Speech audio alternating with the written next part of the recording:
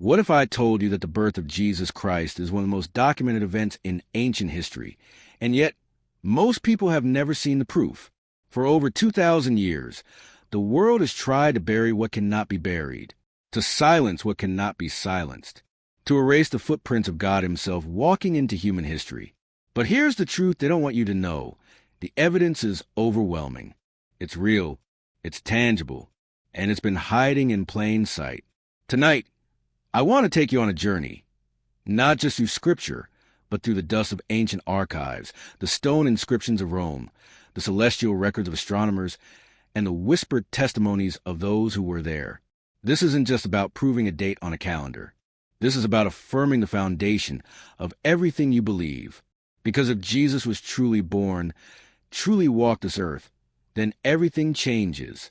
Your life, your eternity, your hope. And the enemy knows that. So the question isn't whether the evidence exists. The question is, why have so many people tried so hard to keep you from seeing it? Stay with me. What you're about to discover may shake you. It may move you to tears. But most of all, it will anchor your soul in a truth so deep, so unshakable, that no argument, no doubt, no whisper of the world can ever steal it from you again. Let's begin. There's a quiet coldness that settles over the heart when the world tells you that what you believe is just a story, a myth, a comforting fable passed down through generations of well-meaning but naive people. You've heard it before, haven't you? Maybe from a coworker, a relative, a documentary, a headline that flashed across your screen with just enough authority to plant a seed of doubt. There's no proof Jesus existed. The Bible is just folklore. Christianity is built on faith, not facts. And for a moment, just a moment, you wonder, not because your faith is weak, but because you're human. And humans need to know that what they've staked their entire lives on is real. Well, my friend, I'm here to tell you tonight, it is real. And the proof has always been there. But here's what most people miss. The evidence for the birth of Jesus Christ doesn't just come from the Bible. It comes from Roman tax records, from Jewish historians who had no reason to lie, from astronomical data that can be traced back to the exact year, the exact season, from inscriptions carved into stone by people who never believed in him but couldn't deny he was there. The world has spent centuries trying to discredit it, not because the evidence is weak, but because it's too strong. Let me take you back. Imagine the world as it was over 2,000 years ago. The Roman Empire stretches across the known world like an iron fist. Caesar Augustus sits on the throne, and his word is law. In the 15th year of his reign, he makes a decree that will be recorded in the annals of history, a census.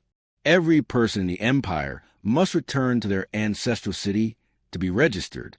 Now, here's where it gets interesting. For centuries, skeptics pointed to this census and said, it never happened.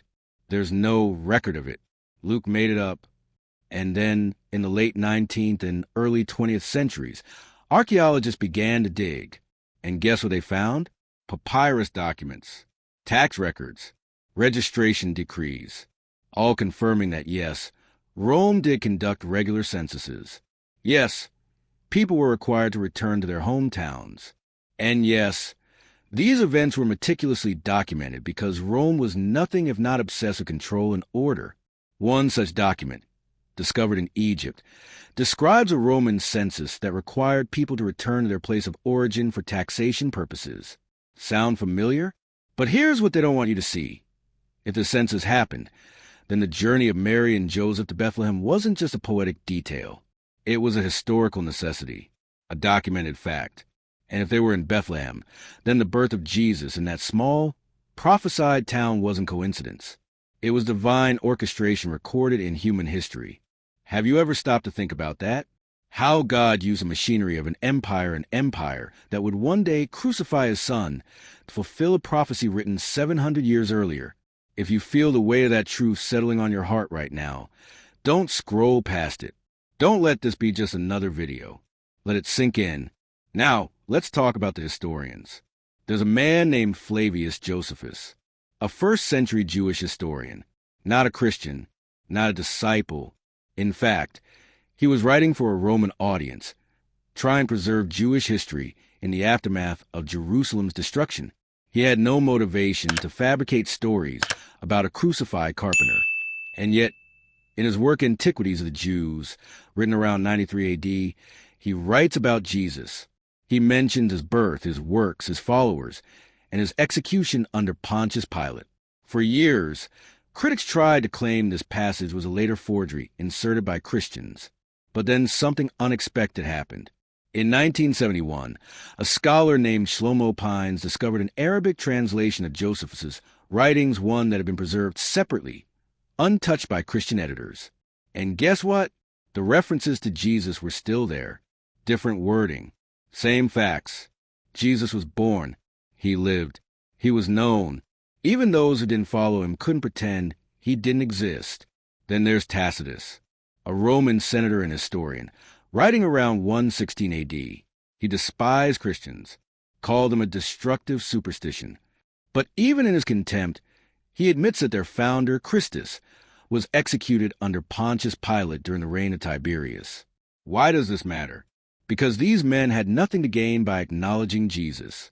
In fact, it would have been far easier to ignore him, to let his story fade into the background of history. But they couldn't, because too many people had seen him. Too many lives had been changed. The ripple he caused was too massive to deny. Let me ask you something. What do you think this means for your faith today? Drop your thoughts in the comments. I'd love to hear how this is landing on your heart. But let's go even deeper. Let's talk about the stars. You know the story. Wise men from the east, following a star to Judea, searching for a king. For generations, this has been dismissed as legend, a symbolic flourish added to make the story more magical. But here's where everything changes. In recent decades, astronomers have gone back using software that can recreate the exact position of stars, planets, and celestial bodies at any point in history. And they found something stunning. Between 3 and 2 BC, there was a rare conjunction of Jupiter and Venus, two of the brightest objects in the sky. So close together, they would have appeared as one brilliant, overwhelming light. This happened in the constellation of Leo, which ancient astrologers associated with the Lion of Judah, with kingship, with Israel. Then, months later, Jupiter went into retrograde, appearing to stop in the sky over the region of Judea. Now, if you were a Magi learned astronomer from Persia or Babylon, you would have known the Jewish prophecies. You would have understood that this was no ordinary alignment. This was an announcement. A king has been born. And this is where I need you to pause and really sit with this. The God who created the stars, who set them in motion billions of years before that night, orchestrated their paths, so that at the exact moment his son entered the world, the heavens themselves would cry out in witness. If this is touching your heart, don't keep it to yourself. Share this video. Let someone else feel what you're feeling right now. Now, I know what some of you might be thinking, but even if all this is true, even if there's historical evidence, does it really prove that Jesus was a Messiah? That he was God? That's a fair question, and it's one the world loves to ask. But here's the thing. The birth of Jesus isn't just about a man being born. It's about a prophecy being fulfilled. Multiple prophecies, in fact. Prophecies so specific, so impossibly precise, that the odds of one person fulfilling them all by accident are astronomical. Let's walk through just a few. Micah 5 verse 2, written around 700 BC, says a Messiah will be born in Bethlehem, not Jerusalem, not a major city, a tiny, insignificant village. Isaiah 7 verse 14, written around the same time, says he will be born of a virgin. Jeremiah 31 verse 15 prophesies a massacre of children in Ramah, a detail that finds its fulfillment in Herod's slaughter of the innocents, recorded not only in Matthew but hinted at in the historical paranoia of Herod's reign, a man known for killing his own sons out of fear of losing power. Hosea 11 verse 1 says, "Out of Egypt I call my son." Now, imagine you're living in the 1st century. You want to fabricate a Messiah story. You'd make him born in Jerusalem, the center of Jewish faith. You'd give him a royal lineage everyone could see. You'd skip the scandal of a virgin birth and the danger of a murderous king. But Matthew and Luke don't do that. They tell a story so complicated, so full of uncomfortable details, that the only reason to include them is because they actually happened. And this is where I have to ask you, if God went to this much trouble to announce the arrival of his son through prophecy, through empires, through stars. Don't you think he's trying to get your attention today? Don't let this message be something you hear and forget. This is for you. Right now, let me tell you about something most people never hear about. The genealogies. I know. When you're reading through Matthew or Luke and you hit those long lists of names, it's tempting to skip ahead. But stay with me here, because this is crucial. Both Matthew and Luke give genealogies of Jesus. And for a long time, critics said, see, they contradict each other. Proof that the Bible is unreliable. But then something unexpected happened. Scholars began to realize that Matthew is tracing the legal line through Joseph, the kingly line of David, showing Jesus' legal right to the throne. Luke, on the other hand, is tracing the bloodline through Mary, showing his actual physical descent from David. Why does this matter? Because in Jewish culture, genealogies weren't just family trees. They were legal documents. They were proof of identity. And both gospel writers are doing something brilliant. They're showing that Jesus is both the blood claim and the legal claim to be the Messiah. But here's the kicker. These genealogies were written at a time when people could fact-check them, when living relatives could say, that's not true, when public records still existed in the temple, and yet no one disputed them. Even the enemies of early Christians, the Pharisees, the Jewish leaders, the Roman authorities, never once said, Jesus was a descendant of David. They attacked his teachings. They disputed his authority. But they couldn't deny his lineage, because it was documented, verified, known. Have you ever noticed this before? Let me know in the comments. Now, let's talk about something uncomfortable. Something the world doesn't want you to think about too much. Why is there such a relentless effort to discredit the birth of Jesus? Not Buddha, not Muhammad, not Confucius. You don't see the same energy spent trying to prove they didn't exist. But Jesus? The attacks are constant, methodical, almost desperate. Why?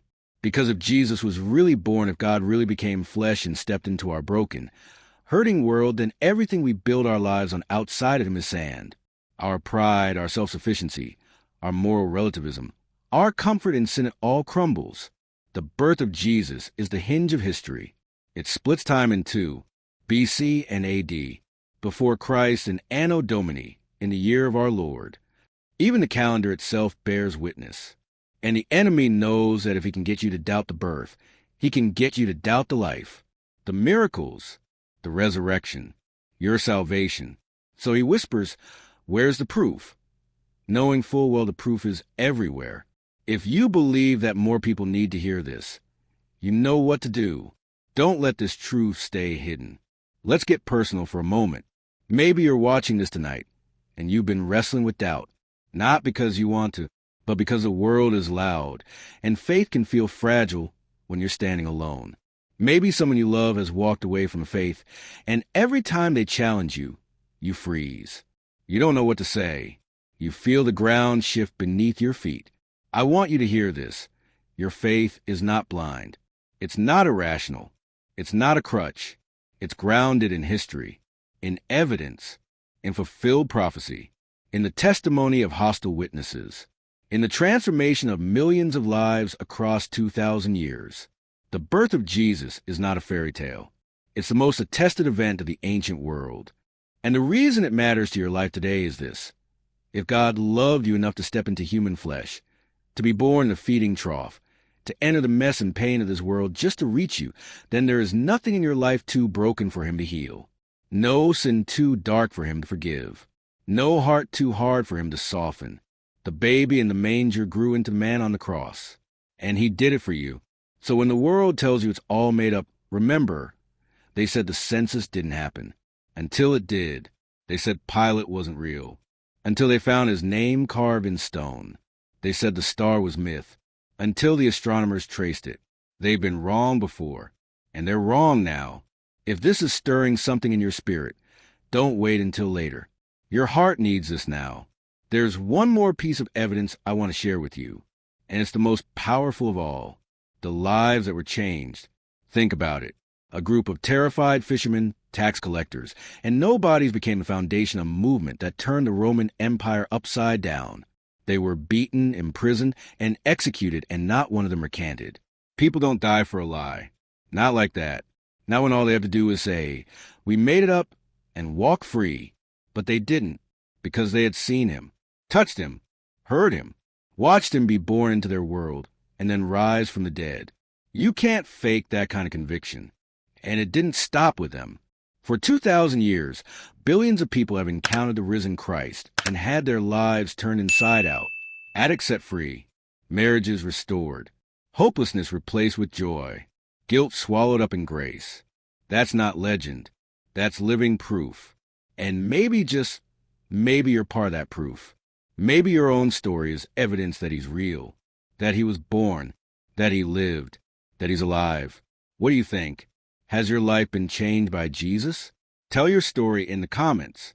Let's encourage each other. So where does this leave us? It leaves us standing on solid ground. It leaves us with faith that can look the world in the eye and say, "I know whom I believed." The evidence is there. The census, the historians, the stars, the prophecies, the genealogies, the transformed lives. But more than all of that, there's a quiet, unshakable knowing in your spirit, the peace that passes understanding, the presence you feel when you pray, the comfort that wraps around you in your darkest hour. That's not delusion. That's relationship with a God who didn't stay distant, who didn't shout instructions from heaven. He came down. He was born. He lived among us. And the world has been trying to cover it up ever since. But you and I, we know better. We know the truth, and the truth has set us free. If this has blessed you, imagine how much more you'll receive by staying connected. Don't miss what's coming next. So tonight, as you sit in the quiet of your room, or perhaps in the glow of your screen, I want you to close your eyes for just a moment. Picture that stable. Smell the hay. Feel the chill of the Judean night. Hear the soft cry of a newborn, baby fragile, vulnerable, utterly human, and yet fully God. That baby was born into a world that didn't recognize him, a world that would reject him, a world that would nail him to a tree. But he came anyway, because he loved you. Before you ever knew his name, before you ever said your first prayer, he was already making a way. The birth of Jesus is not just a historical event. It's a love letter written in flesh and blood. It's proof that you matter, that your life has meaning, that your eternity is secure. And no amount of skepticism, no scholarly argument, no cultural pressure can ever take that away from you. The evidence is clear. The case is closed. Jesus was born. He walked this earth. And he's alive today, calling you by name. If you felt the Holy Spirit moving in your heart tonight, I want to invite you to do something. Don't just watch and walk away. Join this family. Subscribe to this channel. Not for me, but for you. Because there are more stories like this one. More truths the world doesn't want you to see. More reasons to stand firm in your faith. And we're in this together. A community of believers who refuse to be shaken, who seek the deeper things, who hunger for truth. I'll be back soon with another story that will challenge you, strengthen you, and remind you why you believe. Until then, hold fast to this. He was born. He is risen. And he is coming again. Let that truth anchor your soul.